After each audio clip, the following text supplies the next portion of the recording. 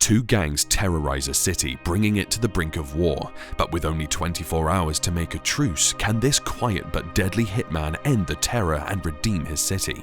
Two men are playing chess when a voiceover explains who they are. One is Abe, a local ruthless gang boss with dissociative identity disorder of multiple personalities. The voiceover belongs to Benny, Abe's driver. On the other side is Frankie, a rival gang boss. He used to work for Abe, but he resigned to start his own gang.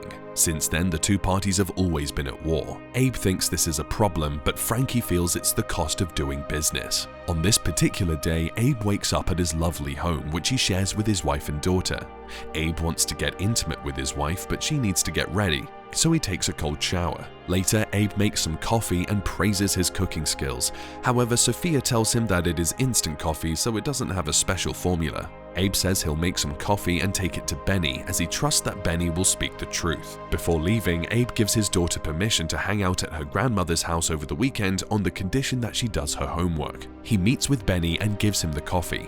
Benny offers him a cigarette, but Abe refuses, saying that Sophia would kill him. Benny realizes that Abe hasn't taken his medicine for the day and decides to keep a watchful eye on his boss. Meanwhile, Sophia finds that Abe has forgotten his medicine. On the drive, Benny reveals that Abe has two main personalities with whom he communicates via burner phone. The first one is a guy called Richard. He handles all the finances and cooking books to ensure everything matches legally. The other persona is Kane, the executioner. He's detached from the human world, and his sole purpose is to fix and clean up messes. Abe depends on each of these personas, but he's closer to Kane as he represents the darker and evil part of him. Kane is the man who does most of the executions, but recently he's been haunted by the ghosts of those whose lives he has taken. At the same time, Richard is refusing to pick up Abe's calls, seemingly going rogue.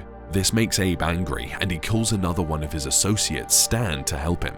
Since Abe is a notorious gang leader, he's usually followed by the police each day. On this particular day, he insults the police for being too obvious and then instructs Benny to lose them. Like the great driver he is, Benny easily loses the tail. The two drive to a location where Abe wants Stan to deliver an envelope to Kane. Stan takes the envelope and slides it under Kane's door.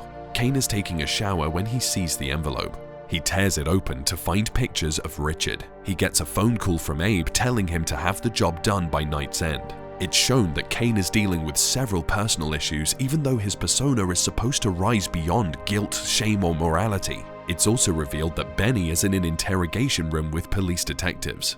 They ask him about Abe's business, but Benny says he never saw Abe commit a crime. He maintains that Abe was very secretive and never involved Benny in his personal or work life. The detectives think this is a lie, but Benny swears it to be true. However, he confirms via voiceover that everything he said was a lie. That evening, Richard gets home from a run. He greets his pregnant wife, Pam, and then says that nothing would ruin the night. He gets phone calls from Abe, but he keeps ignoring them. He goes to have a shower and congratulates Pam on her cooking.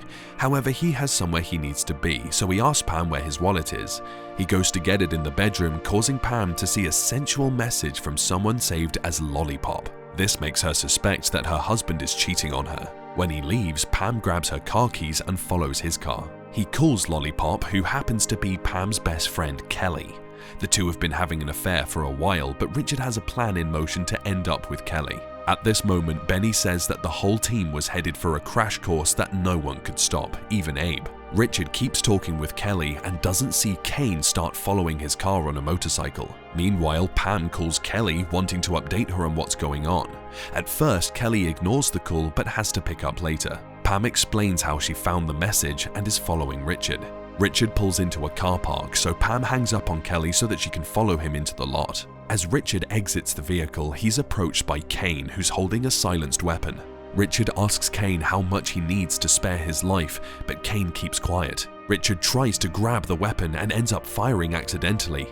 However, Kane is too strong and he easily overpowers Richard and kills him. Kane turns to leave, but he's horrified to see that one of the stray bullets had hit and killed Pam. He leaves the car park quickly before the police can arrive. He drives to a phone booth to make a call. Sophia answers the call, but Kane refuses to speak. Benny requests a cigarette and is given one by the detectives. He then reveals that he and Abe had driven into a local pub where Abe does his business. Benny says that on most evenings he's left outside waiting in the car, but this time he was invited inside. Of course, this is another lie. He says that Abe was expecting Frankie, so everyone got ready to welcome him. Frankie comes in with his right-hand man Tony T. The two are rude to everyone and they call Abe an old man. Abe invites the men over for a chess game. Frankie wants to know what they're playing for, saying he's okay with cash or crypto.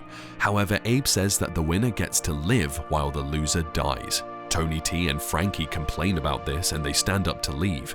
However, Abe's men push them back down onto their seats, suggesting that they don't have an option. Frankie reveals that he didn't walk into the pub without an insurance policy. He explains that he's situated two of his men outside of Abe's apartment and they're waiting for his green light to execute Sophia and Abe's daughter Mia. Abe takes a cigarette and thinks for a minute. He then looks at Frankie, who's excited about the prospect of executing his family. He calls Frankie out on his bluff, asking him to call his men. This isn't a bluff, as two of Frankie's men are indeed outside Abe's apartment. Abe tells Frankie to give the men the go-ahead, and the men walk into the house. Abe has Frankie place the call on loudspeaker. The men report that the house is vacant and it seems like no one has lived there for a long time. The men say that the only thing in the house is a shoebox. One man opens the box, which turns out to be an explosive device, and it detonates. Frankie listens in horror as a loud whoosh comes through the phone. He starts getting scared, realizing that Abe is serious. Abe tells Frankie that he messed up when he involved his family. With that, the game begins, bringing us back to the first scene. Kane has also arrived at the pub and Benny says that he could feel something ominous coming. Benny has asked several questions about the game, including how Frankie feels, and he answers truthfully. After an intense game, Frankie wins. He gloats about his victory, which Benny admits was Abe's tipping point. He pulls out his weapon and shoots Tony T in the head. Frankie is shocked and yells at Abe for not keeping his word. Abe starts talking about how everyone is a monster. He says that Tony T had hurt so many people in his life, so today is a good day to die. Abe then tells Benny that even though everyone is a monster, he is the biggest monster of all. He says that he knows who he is and who he's become to achieve that. Benny tells the detectives that it was at that moment that Abe disappeared and was replaced by his psychopathic alter ego, Kane. Kane shoots Abe's men and then turns back to Frankie. Frankie tries to defend himself, but Kane is stronger and he easily eliminates him with a gunshot through the mouth. After that, Kane tells Benny that although he helps him around, he is not a monster. He forces Benny to grab a weapon and point it at him. He tells him that he has a choice to either die a martyr or a monster. Kane says he'll count to 3 for them to fire their weapons. He starts counting, but Benny has a hard time differentiating between Kane and Abe. Realizing that there cannot be an Abe without Kane, Benny shoots at 2, eliminating Abe. Back in the interrogation room, Benny is furious at Abe for never giving him a chance. He maintains that the thing he shot was not his friend, and he sobs dearly at the loss. He asks himself if any of Abe's personalities were real. He feels that at some point Abe couldn't control his personalities anymore, and that was why he eliminated Pam at the car park. However, he had a family with Sophia and he left her his last will and testament.